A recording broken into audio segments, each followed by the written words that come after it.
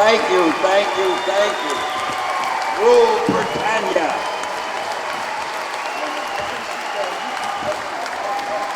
I have to. Where is Max?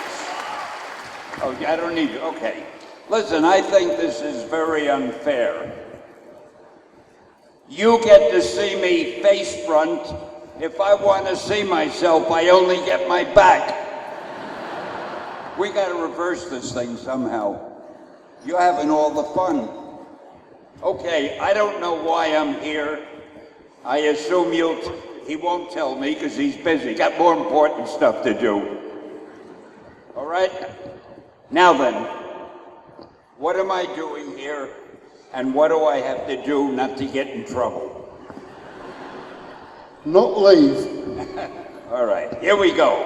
Okay, Stan, your story is almost like the story of the comic book industry itself. You go back to 1939, the superheroes came along then, but over the years, you've made them into something else. What we have today is an ode to you. So when Uncle Robbie took you down to Martin Goodman's office, what were your thoughts about comics and? Now I have a confession to make. Even though I obviously look like the most perfect physical specimen you have ever seen, my hearing isn't as good as it used to be. And when my friend talks into this mic, it's so good. So put the mic away and tell me. Okay, when Uncle Robbie took you in. I'm sorry. Just a minute. Uncle Robbie, you went to Martin Goodman's office. What were your thoughts about comics at that time? It was a new When I was a kid, what was my... Last week, yeah. Oh, last week, what was... Well, I thought the same about comics last week as I've always thought about them. I think that comics are one of the greatest types of reading matter in the world because you have pictures, you have words. Steven Spielberg once said to me, see, now you can tell I'm a name dropper. But he once said to me, you know, Stan, you and I do essentially the same thing, except my pictures move. Of course, that was before we went into movies, and now our pictures move too, but we'll get to that later. Anyway, what was the question? I don't know. In those early days, when you first came into the industry. In the early days, when I first came into the industry. And comics were just a book coming together. And comics were just coming together. See, I'm his translator. What were your thoughts? What were my thoughts? About comics, about what was around. All right, I'm going to answer honestly, because you'd expect nothing less from me. My thought was, I hope these books will sell so that I'll keep my job and be able to pay the rent. That was about as exotic as my thoughts ever got. We didn't know in those days, we didn't know that one day there'd be comic book conventions with fans like you, with all the excitement and the publicity and the fun and the get-together and the collecting. In fact, talking about collecting, I hate to say this, but we worked in a little office back then. The name of the company was Timely Comics, before it became Atlas, after that it became Marvel. So back in the 40s, I guess, or 50s, I'm not good at years, we were Timely Comics. And the artwork went to the printer, and when the book was printed, the printer sent the original artwork back to us. And we didn't have room to keep it in our offices. They were small offices. So if a guy would come up to the office delivering a sandwich from the store downstairs, we'd say, hey fella, on your way out, would you take this artwork with you? And we did the same with the scripts. We had no idea that one day these things would be worth something. We just wanted to get rid of them so we'd have room in the office to move around. And if that doesn't bring a tear to your eye, you have no sentiment. 2.5 years later, you're effectively interim editor-in-chief, a position that you held for the next 30 years. How do you see the industry change over that period? I know that by the late 50s, you were starting to become very disenchanted. But you churned out a mass of material in all sorts of genres.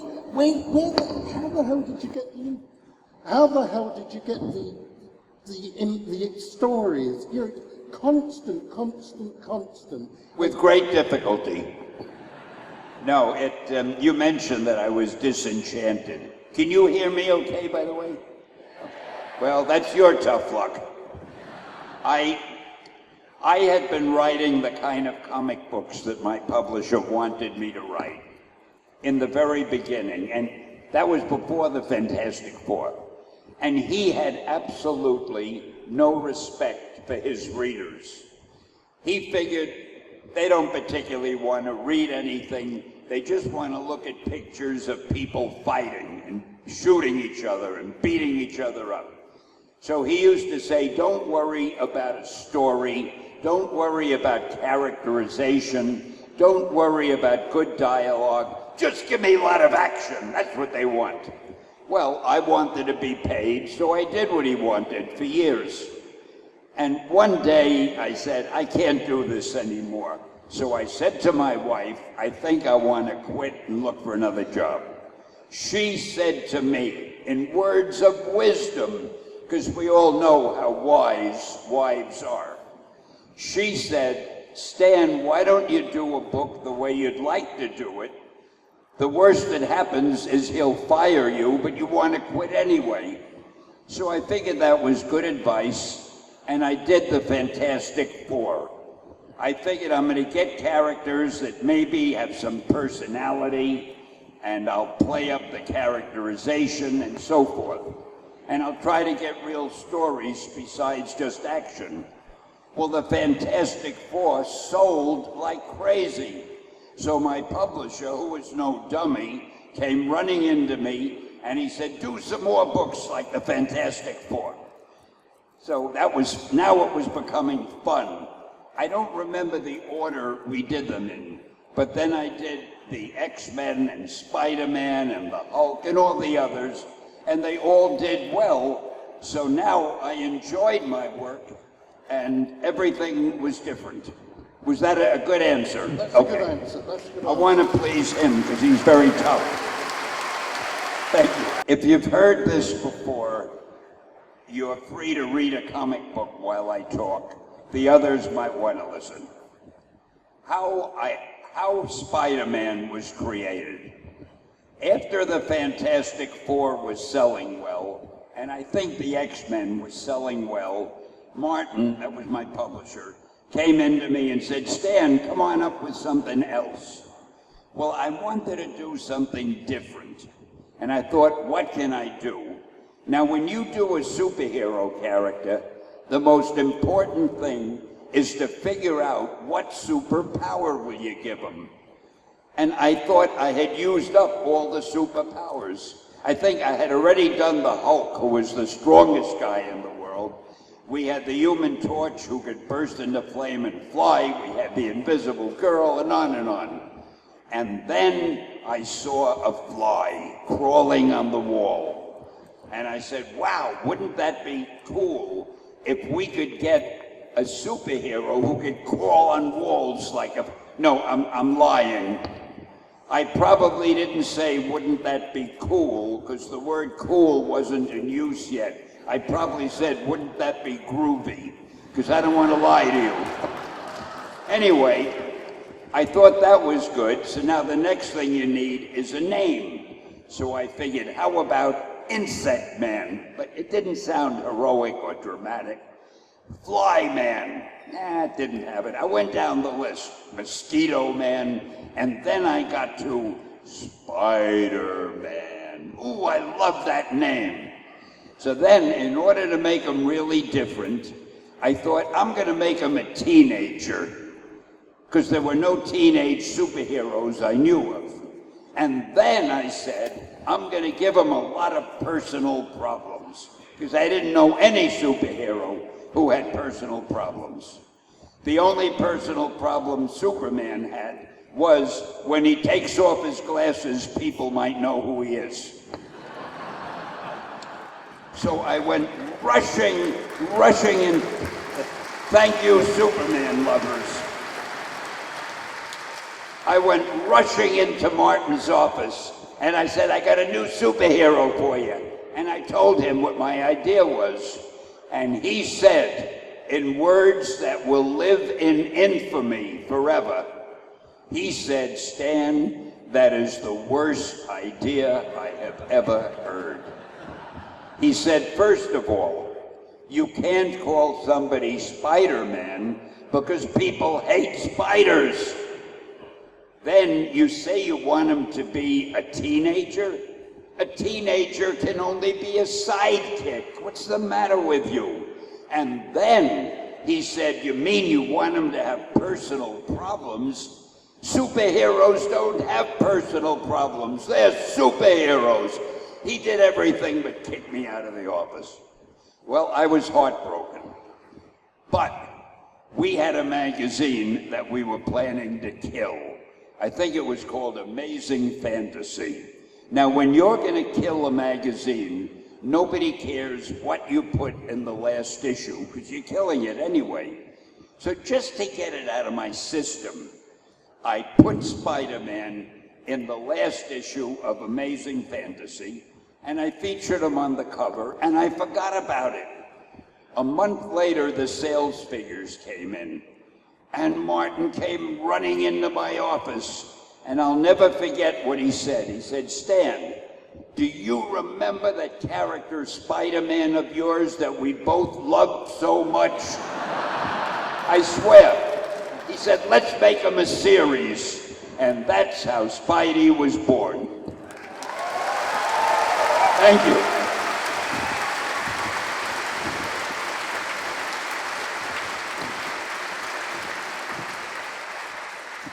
Okay, within that, Spider-Man was a teenager. You didn't believe in teenage sidekicks. I hated teenage sidekicks. Why was that, Stan? Look, if I were a superhero, or even a person, would I go around with a teenage sidekick? At the very least, people would talk.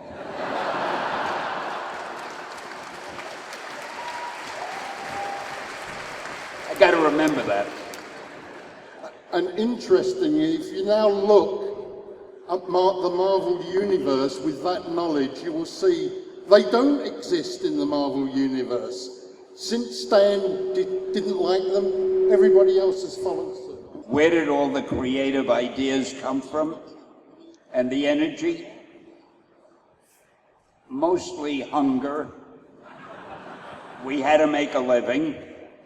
And I was always propelled by that one thing that propels us all. Greed. No, I enjoyed what I was doing. Obviously, if you do something and it's well received by the public, you get a kick out of it. So here we had the Fantastic Four, the X-Men, the Hulk, Spider-Man, and the books were selling like crazy. So Martin kept saying, come up with new ones, but he didn't even have to say it. It was such fun doing this, I would have done it anyway.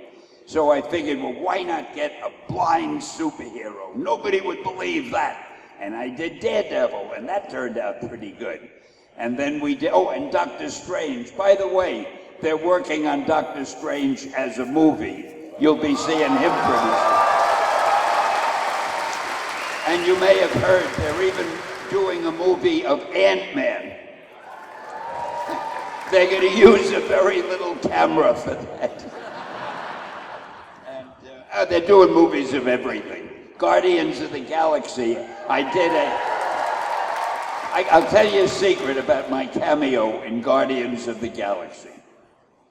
I can't tell you what it is, because I'm not allowed to tell what my cameos are, because obviously that's the only reason people go to the movies, to see my cameo. But I will tell you this, I have absolutely no idea what the cameo I did has to do with the story. It has nothing to do with Guardians of the Galaxy.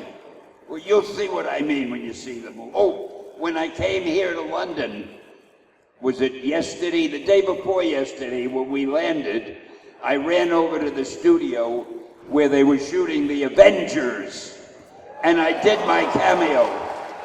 I did my cameo for the Avengers, and it is very funny. I know you have no interest in seeing the Avengers, but go see it for my cameo. You'll get a big hit.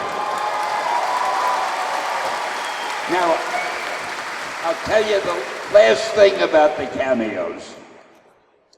I'm going to let you in on a little secret.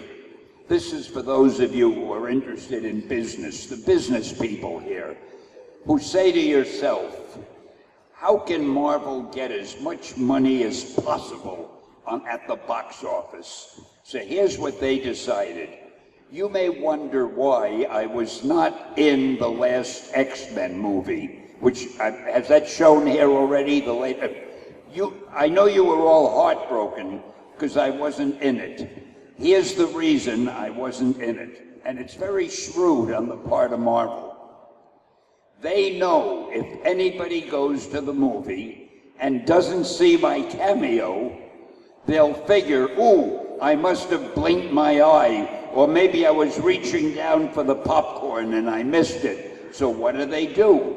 They run to the box office and buy another ticket, because nobody wants to miss my cameo. So every so often they leave one out so that the movie will make twice as much as it would have made. That's a little secret. I don't want you to tell anybody about it. Thank you.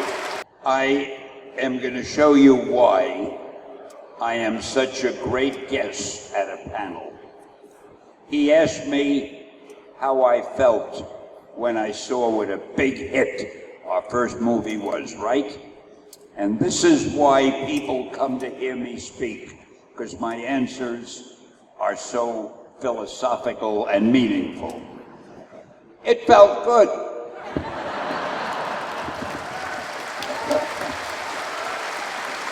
How the hell do you think it felt? The funny thing is, I can't take credit for the movies. I may have created the characters, but the movies are done by the best directors and screenwriters and actors. Marvel spares no expense to getting the best. And that's why the movies are so good. And DC is trying also, you know, in their own bumbling way. Oh, I'll tell you something else. Little secret. Do you know how DC could make a hit out of their next movie? All they have to do is give me a cameo in it.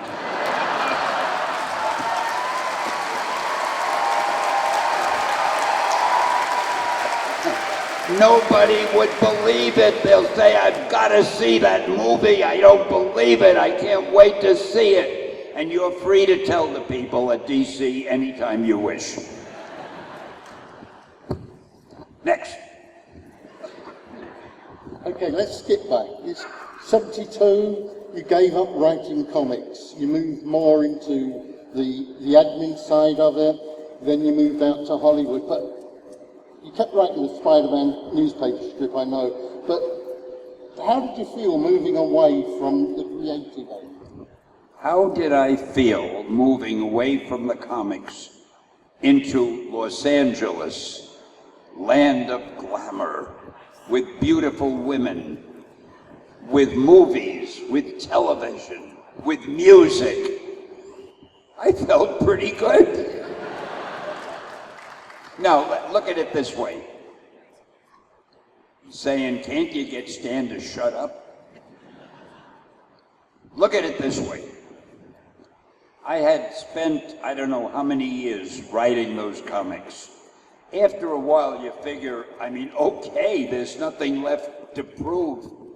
I'm not going to spend my life writing comics. So it was, I'll tell you how I happened to go to the coast. Somebody else was doing some animated cartoons of our characters out in Los Angeles. And for some reason, when I became the publisher, I had to go out to Los Angeles to talk to those people. I forget why. But I had never been to Los Angeles before.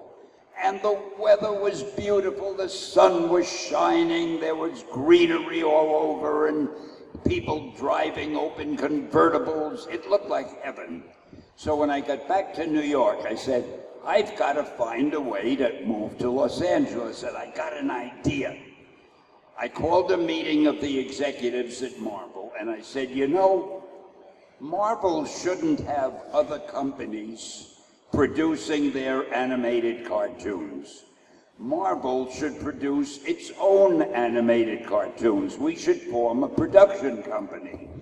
And then came the clinker. I said, I am willing to make the supreme sacrifice. I will move my family out to the coast and set up a production unit. I'll do it for Marvel. Well, there wasn't a dry eye in the place. You would do that for us, Stan? And I said, yes, because I love you. So I moved out to the coast to set up a studio, and I never had more fun. Thank you, fun lovers. I'm really having to skip into areas of your career because we so much to PAL Entertainment. You're still turning out new concepts, new heroes. What is it? What is it driving you to want to keep offering the public more and different heroes? Well, it wasn't so much that I wanted to give the public more and more heroes. I love entertainment, and I love the idea of entertaining the public. And I would entertain the public any way I could. I've done things beyond heroes. I don't know if you know, we have a little character in the Fantastic Four called Willie Lumpkin. He was a mailman or something. I did a newspaper strip called Willie Lumpkin for years, for King Features. And I did a lot of magazines, humor magazines. One of them I loved. It was called You Don't Say. I would take photos of celebrities and I'd put funny captions, things that they couldn't possibly be saying, over their head. In fact, because I'm a name dropper, I'll tell you this. I was at a dinner once with President Ronald Reagan, and somebody snapped a photo of us. And he was sitting there, here was the table, and I was sitting here. We were facing each other. Now, I said to myself when I sat down, what do you say to the ex-president of the United States? What am I going to say to him? So the only thing I could think of, I said, gosh, Mr. President, you must be so relieved that you're out of office now and you don't have the responsibility of the world on your shoulders. And he looked at me wide-eyed and he said, no, I love being president. And I thought that was such an honest remark. But anyway, I have that photo. Before I sat down, I'm standing above him. He's at the table and he's looking up at me. So I wrote a caption that said, from him, a dialogue balloon from him saying, Stan, would you do me a favor? And then a dialogue balloon from me saying, sure, Mr. Reagan, what? And then another dialogue balloon from him, would you pose for a picture with me? And it looks so great. I have that on the wall in my office and people believe he actually said that. See, on top of everything else, I'm a little bit of a phony. Okay, next. I want to get to ask the questions from the audience, but... What if I don't know the answers? Make them up. This is scary. Make them up. This is the part that terrifies me. But before we get there, you chose to use Stan Lee originally as a pen name because you wanted to keep Stanley Lieberman for when you wrote the Great American Novel. Do you still want to write the Great American Novel? No, I don't think I will ever write the Great American Novel. You know what it is? I'm spoiled. I don't have the patience. When I wrote those comics, I would write the idea for the story, and I would give it to the artist, and I'd say, here's the plot. It's 21 pages, go ahead and draw it. And I'd let the artist draw it any way he wanted. Then the artist would give me the pages, all drawn in pencil, and I'd write the dialogue. I would letter in the dialogue balloons, I'd letter in the captions, I'd letter in sound effects if they were needed. But the point is, it took me one day. When Steve Ditko brought me the Spider-Man pages, in one day I had it all written, because all I was doing was writing dialogue balloons and sound effects and captions. So I got spoiled. I'm used to writing the whole thing in a day, and the idea of a novel where you sit week after week after week, I just don't have the patience for it. I'd rather be talking to people. Okay.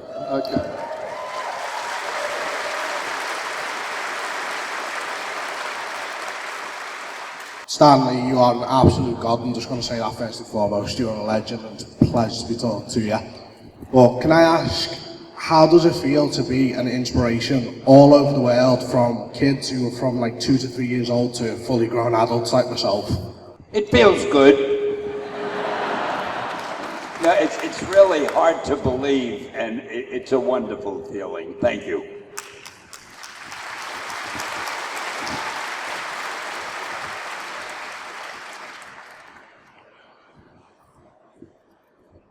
Hi Stan, I was just wondering, since other authors and writers and the movie makers have taken over the characters, and you've obviously seen a lot of different interpretations of your characters, have there ever been moments where you've seen someone else do something with the character and you've wished, I wish I'd thought of doing that when I was writing it? Yes. I wish I had thought of Wolverine. That came after I stopped writing the books. And there's another character that I understand is very popular. I have not read him because I don't have a chance to read him anymore, but there's a character called Deadpool.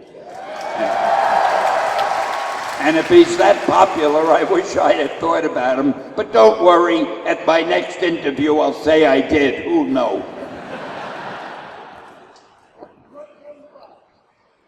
Hello, sir. I got a question for you. If you could be asked any question from any of us, what would that question be? How soon are you going to go home to see your wife? I don't know, I can't think. I think I've been asked every question anybody could ever imagine. I have been to so many conventions, and I've loved them all. And people shower you with questions, but I think I've heard them all. Hi Stan, if you could cosplay and dress up as any character, who would it be and why? Well, it wouldn't be the Black Widow. Who would it? I don't know, I kind of like Tony Stark. I think I'd like to dress like a billionaire.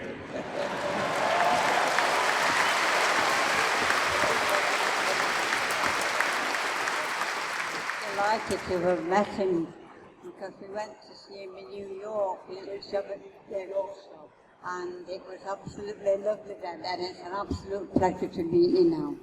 Thank you very much. Are you from New York? Manchester. Oh, well, good for you. You know, my wife is English. She's from the north of England. And boy, I love England, and I love the English people. I think of myself as half American and half English.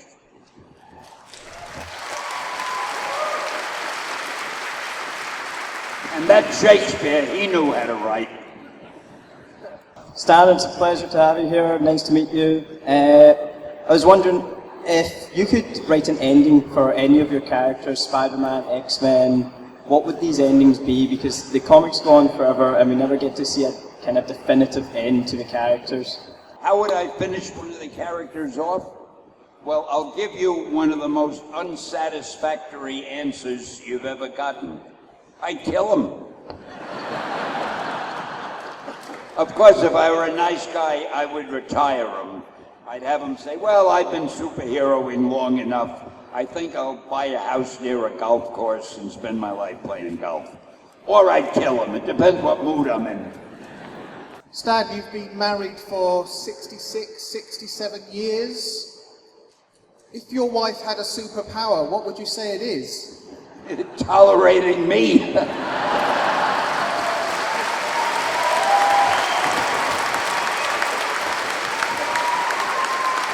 No, I'll tell you a little story about my wife. She's wonderful. When I met her, she was an actress, she was a model, she was a singer and a dancer. And she had a great career ahead of her. But I tried to be very macho. And I said to her, no wife of mine is going to work. And she said, okay. And it was the dumbest thing I ever said. She could have been supporting me all these years. I've been trying to get an extra 2 or 3 questions, but I've got time for one more, and it's going to go to what looks like someone who's probably the youngest member of our audience. Go for it. Did you mean to all the letters saying like no Spider-Man's real name is Peter Parker, and there's Green Goblin which is GG, there's Peter Parker which is PP, and thing Okay, which is all your alliterations, your Bruce Banners, your Green Goblins, your Peter Parkers, your Richards. Why did I do that? Oh, that's an easy one to answer.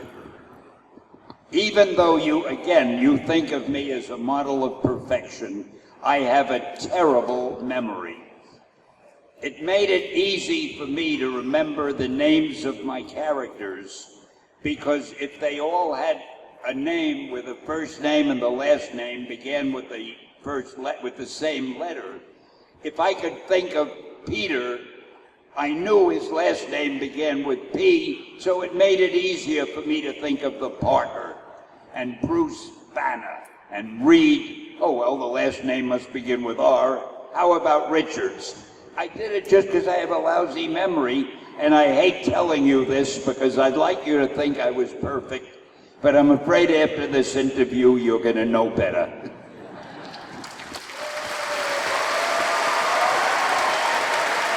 Thank you, imperfection lovers.